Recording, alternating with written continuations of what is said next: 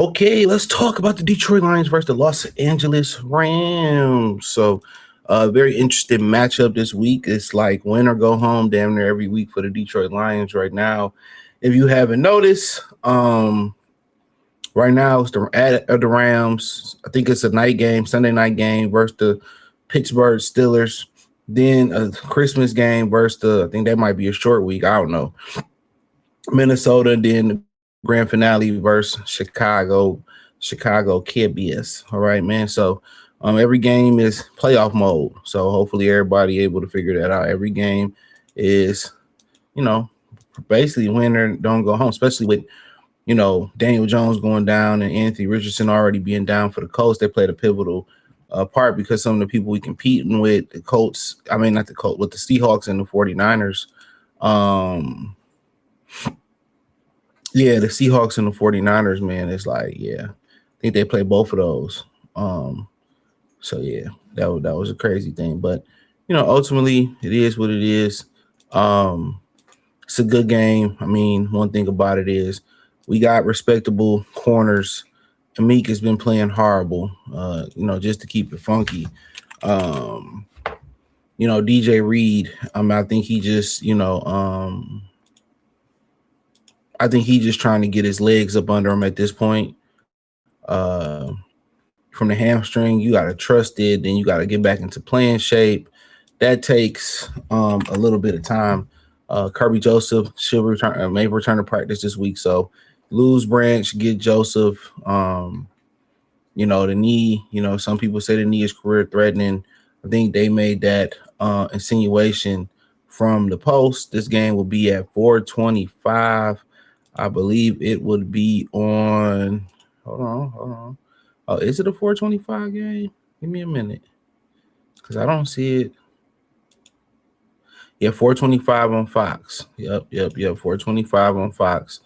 The Rams are 10-3. The Lions are 8-5. And that's just what a 2-game difference in the loss column do to you. A 2-game in a loss column, what it do? It puts you in the situation. It puts you in the situation of, out the playoffs or in the playoffs. That's the difference, right? The Lions are 5.5 underdogs. Also, the over and under right now is 55.5. In the money line, if you bet 100, every 100 you bet, just to give you a baseline, you win 200. The Rams are obviously a 5.5-point favorite. And 245. So every 245 you bet, you win 100, just to give you the baseline. That matchup indicator almost gives the Rams a 60% chance of winning, 57.3% chance. Lions 42.4%. Right now, Matthew Stafford is God level damn near. 3,354 yards, 35 touchdowns, 4 interceptions, MVP leader, most people believe. Goff, not too far behind, 3,334 yards, but 9 TDs behind, 26 TDs, 5 interceptions. Gibbs is, above Kyron Williams, even with a few less carries, 1,062 yards to 952 and 8 touchdowns for Kyron Williams, 13 touchdowns for Josh Gibbs. St. Brown, I know Puka Nacua missed some games. He's still killing St. Brown, 93 catches, 6 TDs, 1,186,000 yards. St. Brown, 976 yards, 81 touchdowns, 81 receptions, 99 touchdowns. And your sack leader for the Lions is Al-Qaid Muhammad. B. Young, linebacker for the Rams, 11. Jack Campbell's killing it, 129 tackles, 108 tackles for Landman for them. Right now, Khalif is questionable with an ankle. Kirby Joseph questionable with a knee. Coyote Asak, terrible, questionable with a foot. Brian Branch out with Achilles, and Thomas Harper is in concussion protocol. We need them to hurry up and come back. For them, Darius Williams, lower leg injury. Tutu Atwell, IR. Quinn Lake, IR. Roger McCreary, cornerback, IR.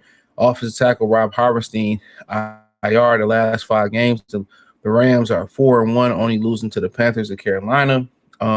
We are 3-2, losing to Philadelphia and Green Bay.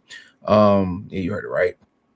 So ultimately, man, I look at this game, man. It's a very interesting game. It's an intriguing game. I mean, the Lions have, had Goff's number. I mean, had Stafford's number all, but I believe one time when they first played him in the rookie year. So it seemed like they become a divisional opponent. You know what I'm saying? Played them in Goff's first year, played them in the playoffs. And this is, Stafford's opportunity to put a stake in the Lions' heart, keep them out the playoffs. Ultimately, if they lose this game, then they could fall from grace too into a wild card spot. So it's an important game for them. Quite frankly, man, I think the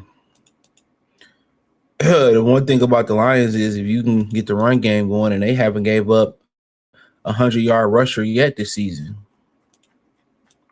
So I think nobody even got over 95 yards rushing. So the run game has been good. That's when they prioritize, getting help in the run game. But now for them, they got to get pass rush. And Al Quiet Muhammad, he provided that last week. And now, in my opinion, it's time for, Aiden Hudson to get a little bit more help and, get a little bit more help and, from Aleem McNeil. So, yeah, it's time for him to get a little bit more help from Aleem McNeil. And if he can get that help from Aleem McNeil, they'd be all right at that point, and that'll help, DJ Reed as he get his legs back under him. That'll help. That'll help. What's up, buddy's name? Amik Roberts a little bit more, and everybody else is, so they got to get some pass rushing for the Rams. They're just a good around football team. They've done well with the picks that they have had. Yeah, they're just a good football team. You can't knock it, man. They get pass rush. That one game they lost to the Eagles, they probably shouldn't have lost that game. To keep it a bean. They just blundered at the end. But Stafford gonna throw you a couple, and you got to be able to capitalize on the interceptions that Stafford throw you, and that's the number one thing. So if the Rams gonna walk in here, they're gonna get a win, and theoretically put the nail in the Lions' coffin. I believe, I honestly believe it's going to start with establishing the run. If they can establish the run, get the play action going, Devontae Adams, Puka Nacua, especially when they get in that red zone, Kyra Williams can smell that goal line. And outside of him being able to smell that goal line as well, outside of that, the other crazy thing about it is they got, Devontae Adams. I'm pretty sure he has to lead them in touchdowns. I mean, I didn't see him catch like 3 touchdowns and like 2 or 3 touchdowns in like 2 games apiece. So, yeah, he got to lead them in touchdowns. Hold on. I don't know what's going on with this. They got every team he been with but the ring. Like, Google search been tripping, bro. Don't worry about it. Hold on. Google search been tripping.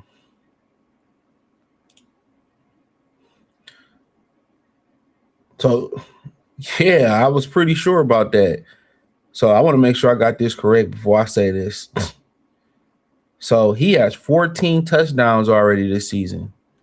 So Devontae Adams has 14 touchdowns. I watched him enough. I watched him enough. Just in passing or whatever the situation may be. I watched him enough. That's the wild thing about it. I watched him enough. I seen him in Europe, and they was in Europe or overseas. He caught like 2 or 3 touchdowns that pass. So, when they get to that red zone, they a threat to run it. You know what I'm saying? They a threat to pass it in there. So, yeah, they get to that red zone, they a problem. So, if they can establish the run, it's pretty much over with. So, Stafford just got to take care of the football. And shit, pretty much that's pretty much it's up for them then at that point. It's up. So defensively for them, stop the Lions run. That's that, I think that's the remedy like Hennessy for them. Stop the Lions run and get after Goff. You know what I'm saying? For us, you know, offensively, it's establish the run. You know, that's the most imperative thing that we can do. Establish the run, get the play action game going. You know, hopefully St. Brown is up to par, up to sniff for it. But, you know, Jamison Williams is going to be a huge part of what they do. He's been a huge part. So basically, they had to have a pistol put to their head to utilize him. And that ain't that, you know, to me, you know, that's usually not a great thing. That's usually not the greatest thing in the world. So now they know they can get them the football, and it seemed like they was going out their way not to get them the football. That's what it seemed like. They were going out their way not to get them the football. So play action, you know, I think getting David Montgomery, get a ball to David Montgomery. That's what I think they should do. Get the ball to David Montgomery early, you know, have Jahmyr Gibbs compliment him early, and then, you know, right around sometime in the second quarter, you know, then take off with Jahmyr Gibbs, and then allow Montgomery to compliment Jahmyr Gibbs. Basically, you allow David Montgomery to soften up the defense. And defensively for the Lions, hey man, they got to get that pass rush they got last week. Yeah, they got to get that pass rush they had last week. So if they can get that pass rush they had last week, it's up. It's up. So honestly, man, it's a good game. I think it's going to be a great game. You know, but I'm going to go ahead and pick the Los Angeles Rams 31-30. I think it's going to be a barn burner. Just going with a hunch. I think the Los Angeles Rams going, you know, they're going to squeeze it out. I don't think the Lions are going to make the playoffs. I said that before and I say it again. But yeah, that's my pick, 31-30 Rams. Check out the Lions prediction playlist. Thumbs up the video, share the video, subscribe to the channel. The subscribe button is the bell icon button. Appreciate the love support. Peace.